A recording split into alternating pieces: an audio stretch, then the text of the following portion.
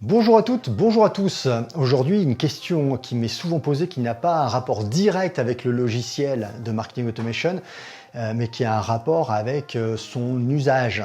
C'est quel est l'impact carbone du marketing automation, quel est l'impact carbone de mes activités digitales avec ce type d'outil. Alors d'abord un petit bilan, hein. Aujourd'hui on envoie entre 300 et 350 milliards d'emails par jour. Simplement, sur tous ces emails, une grosse partie est de l'email complètement inutile. C'est du spam, c'est de l'accrochage pour obtenir de vous un mot de passe. Voilà, ça c'est l'essentiel.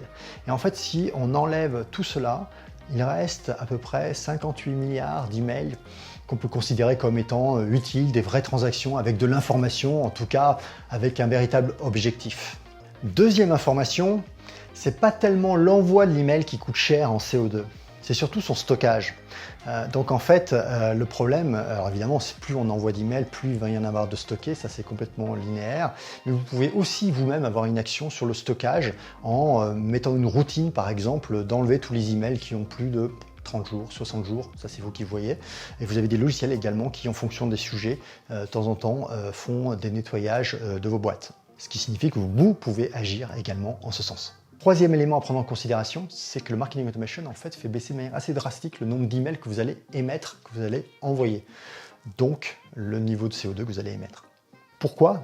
Parce qu'en fait vous allez segmenter vos bases, vous n'allez plus faire de l'envoi d'emails tout azimut, vous n'allez envoyer que des emails à des gens qui l'ont sollicité, sur des contenus qui leur sont appropriés et à un moment qui est le moment idéal pour eux. Donc au lieu de faire un envoi massif à l'ensemble de votre base, imaginons que ce soit 100 000 personnes pour leur annoncer le lancement d'une nouvelle offre, eh bien vous allez l'envoyer peut-être qu'aux 1000 ou 1500 que vous avez repérés qui sont susceptibles d'être intéressés par cette même offre. Et on le voit dans les statistiques, hein, le nombre d'emails en France commence à diminuer depuis quelques années. Pourquoi? Parce que le taux d'adoption de ce type de solution, notamment de marketing automation, mais pas que, des DMP, etc., fait qu'aujourd'hui on envoie moins d'emails qu'il y a 2-3 ans. Autre élément à prendre en considération, c'est qu'en fait, via le marketing automation, il y a des tas d'opérations que vous ne faites plus et qui consomment aussi beaucoup de CO2.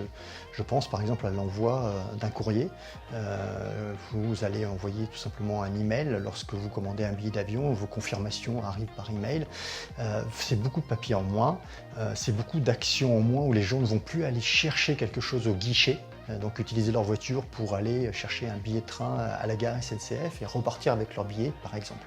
Donc dans le bilan, vous devez tout prendre en considération, mais sachez que le marketing automation est plutôt très vertueux par rapport à l'email de masse et que l'email reste vertueux par rapport à plein d'actions qu'on faisait en présentiel et en physique auparavant. Très intéressant, je vous laisse faire votre bilan carbone. Il y a plein d'informations à l'ADEME sur l'ensemble de vos éléments qui constituent de la consommation, aussi bien en tant que particulier qu'en tant qu'entreprise. Voilà pour cet épisode un petit peu spécial des essentiels du marketing automation consacré aux émissions de CO2 liées au marketing. À très bientôt pour un autre épisode des essentiels du marketing automation.